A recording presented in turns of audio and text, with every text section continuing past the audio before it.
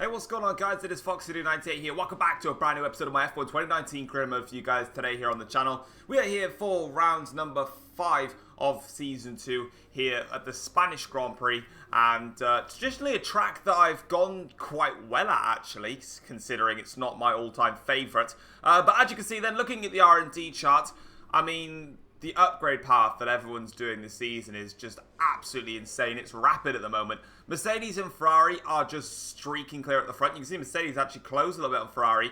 Renault are the third fastest team and are staying there. Red Bull kind of plateauing in the middle, as well as myself, but I'm actually waiting for upgrades to come on my car, because I've actually purchased an ultimate engine upgrade, which is going to come hopefully for Canada. So I'm thinking more long term, and as you can see, I'm just going ahead and switching all my components to my old engine components, because of course I am basically trying to make sure that I can take as little engine penalties as possible this season. Obviously last year I just took as many as I could. This season I want to try and be a little bit more conservative on that front. But anyway, going over in towards qualifying now into Q1 here, around the final chicane there is a little bit cheeky on the second part of the chicane there, but I don't even believe we're going to beat Lando Norris this time, so it's not really that much of an issue. Yeah, we're 6/100ths down, and whenever I'm slower than Lando Norris, no offense Lando, but I will go for a second run, because I just feel like most of the time I am faster. I'm currently in P13 at the moment, so I'm still technically safe, but I've got the likes of Pierre Gasly behind me, so I can't really be complacent. But I found about a tenth of a second, if that, around the last corner now, and it's going to be a small improvement, but it is an improvement nonetheless, and we do manage to get out of Q1. We actually stayed P13, but we did improve our time just slightly, and we avoided the drop there. Lando, my teammate, though, you can see, was about 6/10 clear and up in 5th place, so a great Q1 for Lando Norris. But for some reason I find that Q1 is the hardest of all qualifying sessions. I don't know why. So the AIs are just on crack in Q1, and then they just sort of disappear afterwards, but it's okay. Moving on into Q2 then, so obviously I'd used 2 soft tyres to get through into Q2. So this first run here, I'm actually using a used set of soft tyres, so that's why I set 120.3. Only 1.4 off the pace though, on a used set of soft tyres, which is not bad. Eventually though, you can see the likes of Carlos Sainz there is fastest on a 117.5, which is just absolutely rapid in the Renault car there. So now I need to try and step it up a bit, but I'm 1.4 seconds up on my previous best lap. The qualifying time is out of the way now. We go 1.2 seconds off, and P7. So we do manage to get into Q3, which is great stuff for us then. So we do make it through, and you can see that I believe it is Sainz that actually stayed fastest. Although 6/10 of a second clear of Lewis Hamilton, that might just be a slight timing glitch there, because if his teammate Perez is 1.7 seconds slower than Sainz, yeah, there's something seriously wrong. Lando unfortunately doesn't make it through into Q3, but we do, so that's good for us. So now into the final part of qualifying here. I only had 1 shot at it. You can see there, just didn't quite hit the apex of the first part of the chicane there, and that's going to put me off slightly. As we come towards the start-finish line now, you can see Hamilton with a 117.1, and I don't even believe my lap was as good as it was in Q2. It's P9 though, so that's where we're going to start for the Spanish Grand Prix. We still got through into Q3, and we still did our best. But I believe, we did a 118.9. I'm pretty sure we did even better than that before. If we really hooked up our lap, we may have been able to get to where Carlos Sainz is on a 118.6, a legitimate lap time. But it is what it is. That's what we managed to get for the race. It's still a decent starting position, don't get me wrong. And race pace is always much, much faster than qualifying pace. So that I can take into consideration, and try and push forwards with what we got. So yeah, so it's going to be 9th on the grid. Without further ado then, that's everything done for qualifying. Let's get into the race and see how we can get on. It's time for the Spanish Grand Prix.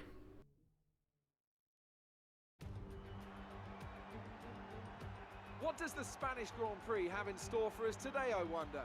I hope we see some tight wheel-to-wheel action down the main straight, circa Mansell and Senna way back in '91. Or maybe we'll have a more strategic race here on a track where overtaking can be difficult. It's a sellout crowd of 140,000 here today as we await lights out for the 730-metre sprint down to turn 1 of this 2.9-mile racetrack. Overtaking is challenging through these 16 corners, but there's still a lot of high-speed excitement to be found, including the flat-out turn 3 and the terrifying blind right of turn 9. Anthony Davison is here with me today. Together we'll be taking you through all the action at the Spanish Grand Prix. It can be hard for the cars to follow each other closely here due to all the dirty air coming off the car in front. So perhaps we're looking at a more strategic Grand Prix. What do you think on that one, Ant? I'm not too sure about that, Crofty. Yes, it's hard to follow, but if you're brave on the brakes and willing to commit, there are definitely opportunities to be had here, like down into turn 10 after the DRS zone, for example. I don't think this is a race that's going to be decided purely in the pit stops. Before we begin, let's take a quick look at the grid lineup for today's race. Lewis Hamilton lines up on pole position, with Charles Leclerc alongside. Looking at the rest of today's grid, we have Vettel, Bottas, Max Verstappen and Sainz, Gasly, Perez, Thomas and Devon Butler, Weber, Magnussen, Lando Norris and Stroll, Hülkenberg, Grosjean, Alexander Albon and Kimi Raikkonen. Russell and Antonio Giovinazzi starts from the back of the grid. Now it's almost time to lights out, so let's go down to the track.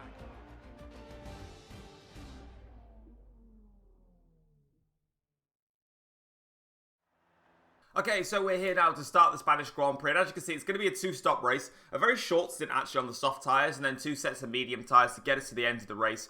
So let's just see what we can do. We need to take advantage on these softs because they are going to wear out quite fast then. But as you can see, then we're up to 5 red lights now, and it is lights out. We go here to start the Spanish Grand Prix. That actually took quite a long time for the lights to go up there, but instantly going towards the inside line here, covering off Devon Bullsack there in the racing point as we now try and cover off our position, going in towards the first corner now. Both Red Bulls scrapping with the Renault cars. I'm trying to see if I can try and find a way through, but there's no way through any of the cars there, so we pretty much stay exactly where we are. Try to go around the outside of Pierre Gasly, but that's not going to work. We just don't quite have the overall grip to do that on this opening phase of the race, but we're going to go to the inside line now of Gasly. No room there though. Gasly does block it off then, as I believe the Mercedes cars lead out front, or as Hamilton that leads out front. Meanwhile, we're now going to go down the inside of Pierre Gasly. We finally find an opening to get past Pierre. That's exactly what we're doing. It is the Mercedes 1-2 out front from the two Ferraris, and we've got, I think it's Perez here, and Verstappen going at it a little bit in the Red Bull and the Renault car now, trying to see if we can sneak away through. Verstappen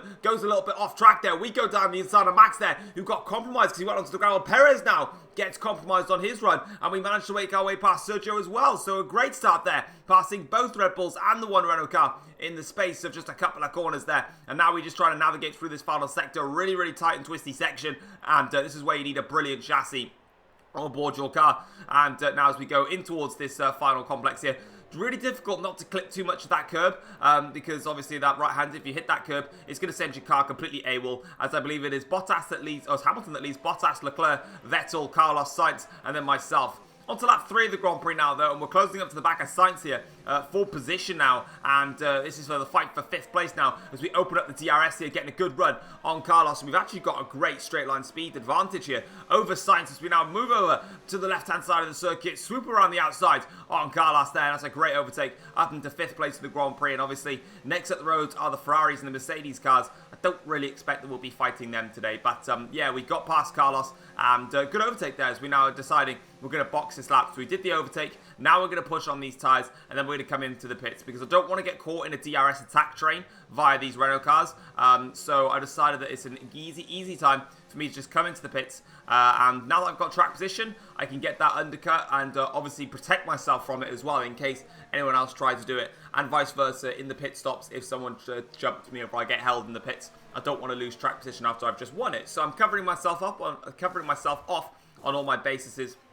And we strap on some medium tyres. We're going to be stone dead last because we've only done 4 laps. But we will eventually close back up to the rest of the pack. So I'm not too concerned about being in P20. Plus I'm in clear air for a little bit. So if the other guys start fighting because they were close by each other, then by all means, crack on and fight. I'll just chip into the advantage that they've got later on down the line. So yeah, lap 7 of the Grand Prix. That only took us 2 laps to close up to the back of the pack, so it really didn't take us that long. Giovinazzi's my first target here. Go around the outside of Giovinazzi into the hairpin. He covered the inside line, gave me an open invitation to brake as late as I wanted towards that line, and that's me up into P16 now. You can see that the Red Bull there and one of the Renault cars has pitted on the mini-map below, and they're a little bit behind now, so we've got Alex Albon next in the Toro Rosso. Going to bump and barge my way through in towards chicane here. Probably could have waited until the straight, but I kind of want to get a move on, so I'm just going to get on with it.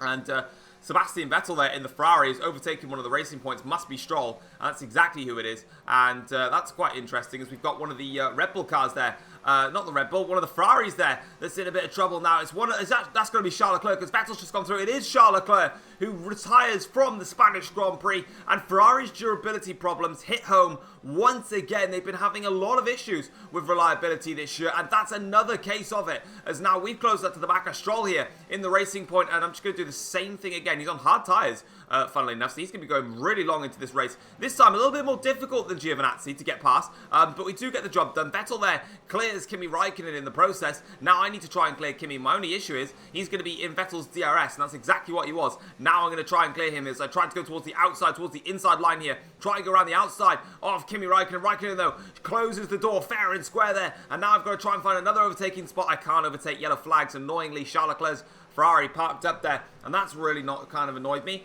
Now I need to try and find another overtaking spot here. Green flag once again, though, so we can try and get back onto the back of him. You can see I'm just hovering all over the back of the Alfa Romeo car, and he's really holding me up now as we go through in towards this section of the track, literally pushing his car at this moment in time. We've opened up the DRS, though. We've got a good run on Kimi now towards the favoured outside line here for the hairpin. Going around the outside, Raikkonen locks up, though. Just covers that off slightly, and I just can't get the run because I didn't think he was going to run wide. Literally pushing Raikkonen now. He is so slow in this Grand Prix. I just can't find a way past this Alfa Romeo car. He's literally turned into an Alpha bus, and it's so frustrating right now. So going towards the chicane, I can't even go for it into there either, and I've spent a lap now behind Kimi Raikkonen, and I can only imagine what it feels like for an F1 driver that's stuck behind a car for like the whole race, or like 15-20 laps or something, and then they finally get past. It must be a bloody relief, because I've been stuck behind for one lap now, and it's driven me nuts. But we finally get past Kimi Raikkonen up into 9th place now.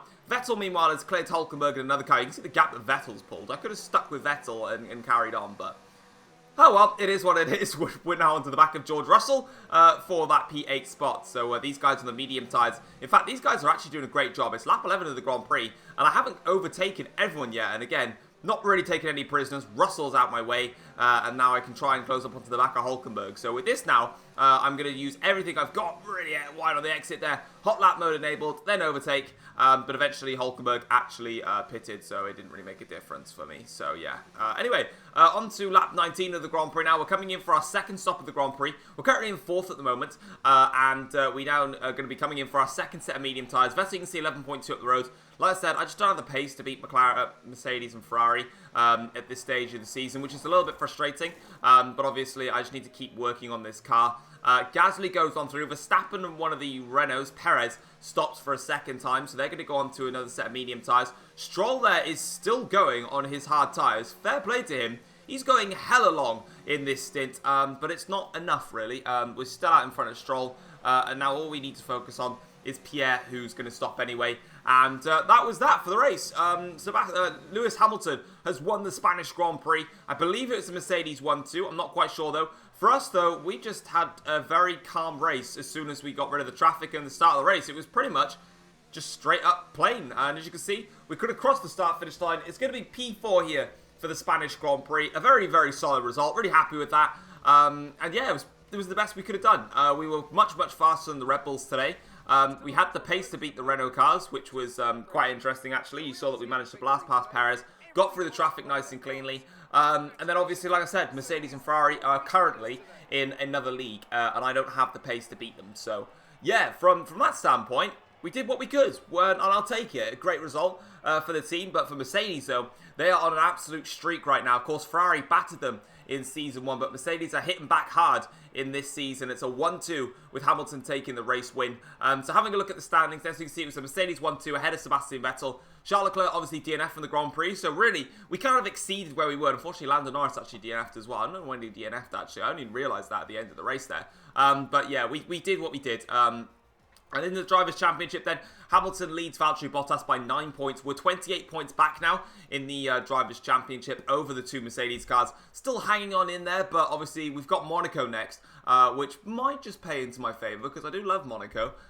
So yeah, let's try and see what we can do now. But I believe we're getting an interview with Claire any second, and she's probably going to ask us some dumb questions. Amazing performance out there. I'm sure you're pretty happy with that. That was a good race for Lucas. Are you pleased to see him doing well? Where did he finish? I wasn't looking. Did you struggle to get through all that traffic today? I mean, Raikkonen was a twat, but no one else was, so Not really. I kind of had the power. Things look close between you and your rival for a bit, but you came out on top, didn't I'm always on top. You should know that very well, Claire. We all underestimated you, didn't we? Yep. Say yes. Oh, that was a gay answer. Appreciate your time. Thanks. Okay, so there it is then, guys. That is going to wrap it up for my F1 2019 career modes here for the Spanish Grand Prix. You see Norris actually got a horrible result there. We managed to beat Kimi Raikkonen, though, in the rivalry, which is great for us. That's just going to mean some extra resource points coming our way, and it's what we needed. We needed the points. And as you can see, I believe it's 250 points, yeah, for rivalry win, and I'm correct, yeah? And we got 1,600 points, which means that we can start stacking up some upgrades now for the car. Obviously, we couldn't get anything on for today because, obviously, we had the engine upgrade coming in for Monaco. A couple of transcripts here to read from Lucas Weber and also Devin Bullsack. I don't read them, honestly. I sort of just scrolled. Yeah, you can see what I do. I scrolled. Yeah, that is going to be that for that. But I think we are going to make an upgrade nonetheless. I sort of was a bit interested in what Devin had to say, but yeah, it is what it is. But looking at the R&D then, I believe we're going to go ahead and we're going to go big. Let's get the ultimate weight reduction upgrade on the card. That's going to come hopefully for the French Grand Prix. We're going big with upgrades now. But guys, if you have enjoyed today's episode, feel free to drop it a like and subscribe to the channel if you're new as well. And until then, guys, I'll see you for the next episode, which is going to be the Monaco Grand Prix, in which I can hope that we can get a strong result there, as it is my favourite chapter on the calendar. So we'll see what we can do. Anyway, guys, thank you very much for watching. Take care all.